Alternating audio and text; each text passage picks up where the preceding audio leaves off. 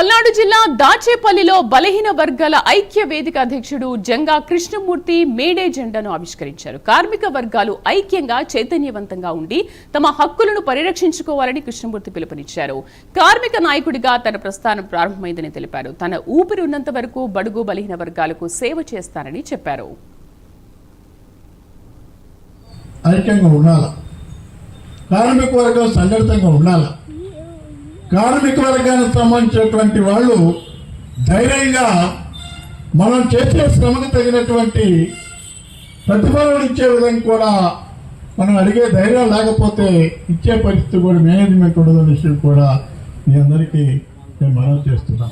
ఈ ప్రాంతం మొట్టమొదటి నుండి కూడా అనేకమైనటువంటి వామపక్ష భావజాలంతో అనేక విధాలుగా ఉద్యమం చేసినటువంటి ఈ ప్రాంతంలో అనేకమైనటువంటి ఉద్యమాలతో పాటు కూడా అనేకమైన పార్టీలకు సంబంధించిన నాయకులు కూడా పుట్టిన ప్రాంతం ఈ ప్రాంతం. కాబట్టి ఆ చైతన్యవంతుల ప్రాంతం మీరందరూ కూడా ప్రధానంగా నేను చెప్పేది కూడా మీరందరూ కలిసికట్టుగా ఉండండి.